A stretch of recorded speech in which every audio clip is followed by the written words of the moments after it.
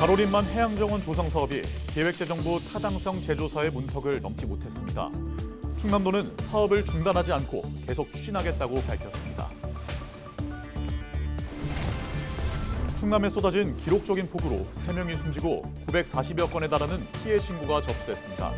정부는 특별교부세 35억 원을 긴급 지원하기로 했습니다. 지난해 집중호우로 제방이 무너지면서 마을이 통째로 잠긴 청양 주민들은 불안감을 떨치지 못하고 있습니다. 올해 상황은 어떤지 현장 점검했습니다.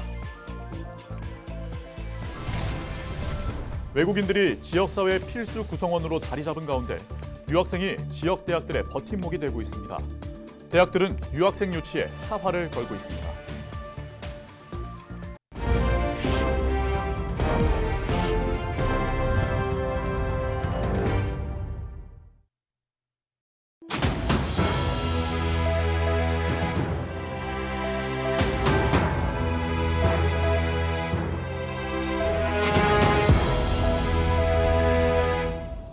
시청자 여러분 안녕하십니까?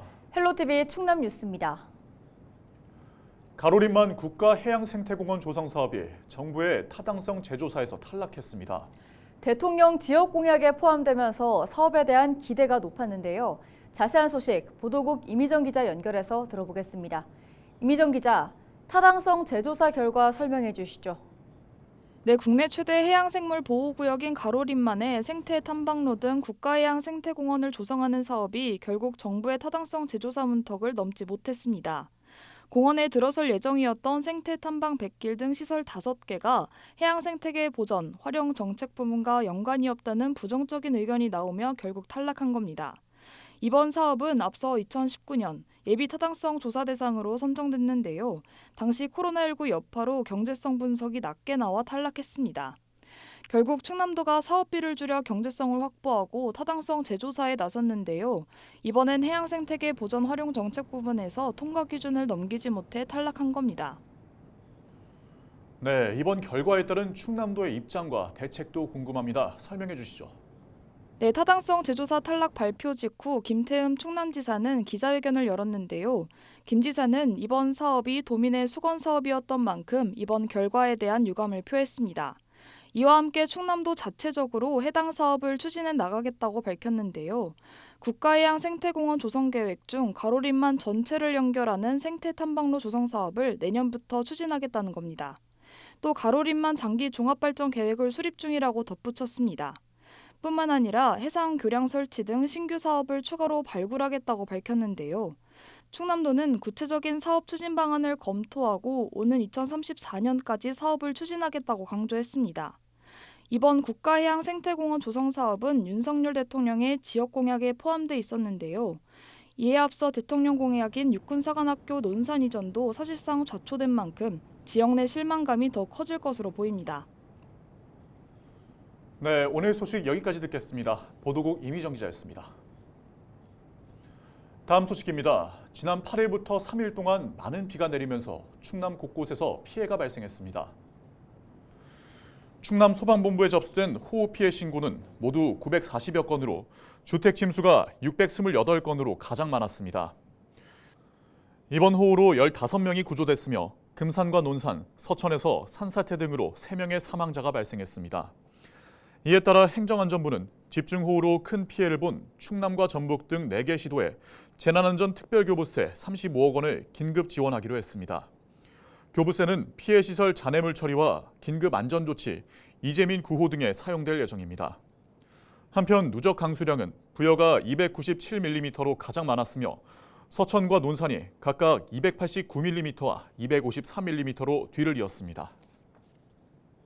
정부가 할 수 있는 가용자원을 총동원해서 복구를 하겠고, 기후변화의 속도를 지금 우리 재난 대응 체계가 도저히 따라가기 지금 벅찬 상황입니다. 지난 8일부터 3일 동안 충남 지역에서 200mm의 비가 내렸습니다. 일부 지역에서는 시간당 100mm가 넘는 폭우가 쏟아지면서 각종 피해가 잇따랐는데요. 특히 지난해 기록적인 폭우로 큰 피해를 본 청양 주민들은 올해도 피해를 보지는 않을까 걱정하고 있는데요. 청양군의 피해 복구 상황과 장마 대비는 잘 됐는지 살펴봤습니다. 정호석 기자입니다. 물에 완전히 잠긴 축사. 물에 빠진 소는 간신히 고개를 든 채 헤엄치고 있습니다. 물이 빠지자 축사 내 많던 소는 단 한 마리만 남았고 물살을 피하지 못한 소는 폐사했습니다. 지난해 7월 나흘 동안 500mm가 넘는 비가 쏟아지면서 300여 명의 이재민이 발생했습니다. 1,700건이 넘는 시설 피해도 발생해 특별 재난지역으로 선포되기도 했습니다. 주민들은 올해도 많은 양의 비가 내린다는 소식에 불안감을 떨쳐내지 못합니다.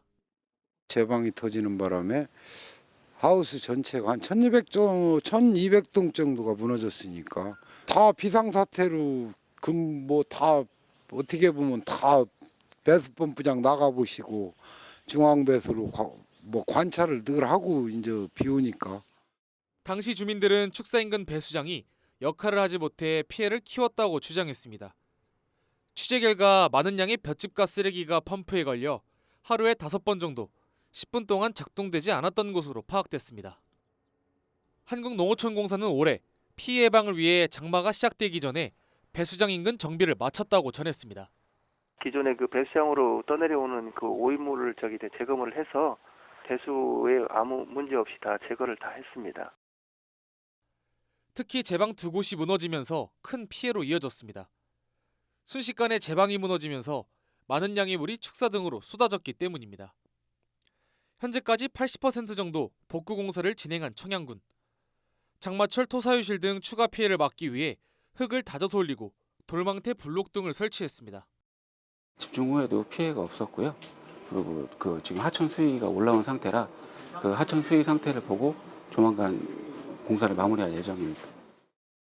지난해 피해가 컸던 청남면의 최근 하루 평균 강우량은 105mm. 농어촌공사와 청양군의 사전 대비로 다행히 큰 피해는 없었습니다.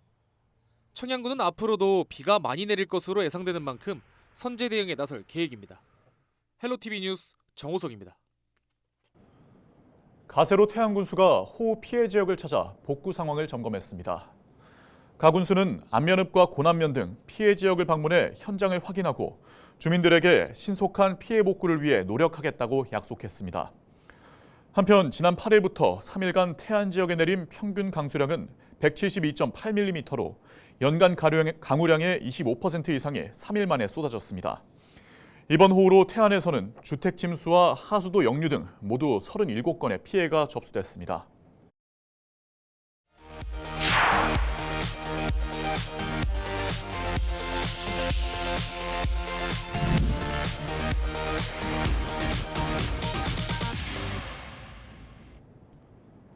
충남 지역사회의 필수 구성원으로 자리 잡은 외국인들을 조명하고 이들을 맞이할 기반은 얼마나 마련되어 있는지 살펴보는 충남방송 연간기획보도 순서입니다.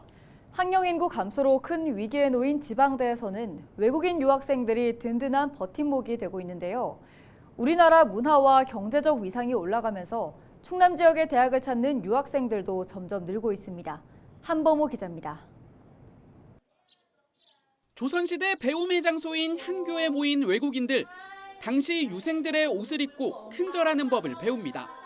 해전대 한국어학당 학생들이 우리나라 전통문화 체험에 나선 겁니다. Em cảm thấy thú vị và nhiều cái mới mẻ khi mà được học những văn hóa của Hàn Quốc ạ. 이곳 한국어학당 학생은 270여 명, 베트남과 몽골 출신이 가장 많습니다. 아주 적극적으로 하는 학생들이 많고 지금 우리 학생들은 4급 학생들이거든요. 그래서 기본적인 의사소통이나 조금 더 높은 수준의 어휘 같은 것들도 다 가능합니다. 학생들의 1차 목표는 우리 대학에 진학하는 겁니다. 외국인이 국내 대학에 입학하려면 일정 수준의 한국어 자격이 필요하기 때문입니다. 한국 문화도 좋아해서 언어하고 문화도 탐구하고 공부하고 싶습니다. 목표는 토픽사에 합격하는 것입니다. 대다수는 졸업 후 일자리를 구해 국내에 정착하는 걸 꿈꾸고 있습니다. 한국어를 잘 배워서 심리학자가 되기 위해 대학을 다닐 생각입니다. 한국에 남아서 심리학자로 취직할 생각이에요. 어학당을 거쳐 정식 학위 과정을 밟고 있는 외국인 학생은 600여 명으로 전체의 4분의 1을 차지하고 있습니다. 국내 학생 감소로 어려움을 겪고 있는 대학은 전폭적인 지원을 앞세워 유학생 유치에 사활을 걸고 있습니다. 당장 베트남과 몽골 출신 직원을 채용해 학생들의 적응과 생활을 돕고 있습니다. 유학생 관리하고 모집하고 그리고 저 행정 업무도 하고 있어요. 동력해주고 그리고 항상 학생한테 옆에 계시고 필요할 때마다 제가 도와줍니다. 수업에선 한국어 수준을 고려해 유학생반을 별도로 운영하고 있습니다. 또 유학생 전담학과로 한국어과를 신설해 내년부터 신입생 모집에 나섭니다. 소도시다 보니까 또 성인 학습자도 넉넉지 않고 그러다 보니까 신입생 유치를 위한 유학생 의존도가 높아질 수밖에 없어서 저희 역시 유학생 모집에 최선을 다하고 있습니다. 지난해 기준 충남 지역 외국인 유학생은 만여 명. 충남도는 이들이 경제적 자립을 통해 정착할 수 있도록 대학, 기업들과 함께 도내 취업을 지원하는 이른바 유학생 1학습 병행제를 본격 시행할 계획입니다. 헬로티비 뉴스 한보호입니다.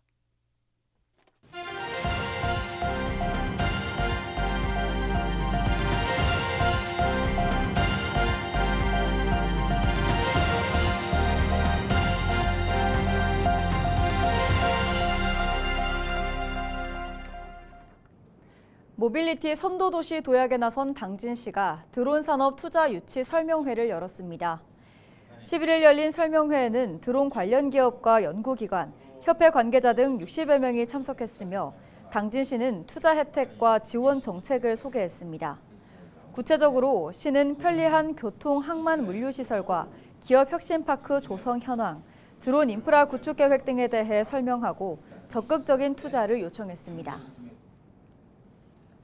당진에 중국 드론 기업이 투자하기로 약속을 했고 그래서 오늘 우리나라의 드론 기업들을 초청해서 투자 유치 설명회를 하게 되고 또 중국 드론 기업과 한국 드론 기업과 매칭해서 당진에서 제조업을 할 수 있도록 하는 행사가 되겠습니다. 보조금을 부정수급한 유치원장 A씨가 징역형을 선고받았습니다. 대전지방법원 천안지원은 보조금법 위반 등의 혐의로 불구속 기소된 60대 A씨에게 징역 8개월, 집행유예 2년을 선고했습니다. 천안의 한 사립유치원 원장인 A씨는 지난 2016년부터 3년간 모두 7차례에 걸쳐 보조금 3,800여만 원을 부정수급한 혐의로 재판에 넘겨졌습니다. A씨는 학부모들로부터 받은 원비 일부를 누락해 교육청에 신고하는 방법으로 보조금을 타낸 것으로 전해졌습니다. 충남도의회가 11일 의회에서 제12대 후반기 의회 출범 기자회견을 열고 전반기 주요 성과와 후반기 운영에 대한 계획을 밝혔습니다. 먼저 의회는 전반기 2년간 의원 발의 조례안 350여 건 등 모두 911개의 안건을 처리했다고 전했습니다. 또 행정안전부에서 주관하는 지방의회 우수 사례와 지방의회 박람회에서 대상을 수상했다고 덧붙였습니다. 의회는 후반기 의회 독립성 강화와 자치 입법권 강화 등 법령 개선에 힘쓸 계획입니다. 충남도가 농림축산식품부 장관이 도지사에게 위임한 국유재산 사무를 시군에 재위임했습니다. 국유재산 관리 업무 중 국유재산 무상양도와 무상귀속협의는 유일하게 시군에 재위임되지 않았습니다. 그동안 해당 사업의 인가는 시군이 하고 협의는 충남도에서의 협의 시간이 지체되는 문제가 있었습니다. 충남도는 신속한 업무 처리를 위해 전국 최초로 해당 업무를 시장 군수에게 위임했습니다. 충남도는 앞으로도 효율적인 민원 처리를 위해 행정 업무를 개선해 나가겠다고 전했습니다. 홍성군과 홍성경찰서가 지역 내 교통사고 예방을 위해 나섭니다.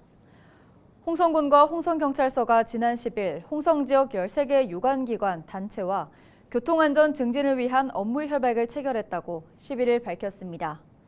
이번 협약은 최근 홍성 관내 교통 사망 사고가 급증함에 따라 교통안전 문화를 조성하기 위해 추진됐습니다. 주요 협약 내용은 운수업체와 교통약자 대상, 교통안전 활동 확대, 교통안전시설 개선 협력 등입니다.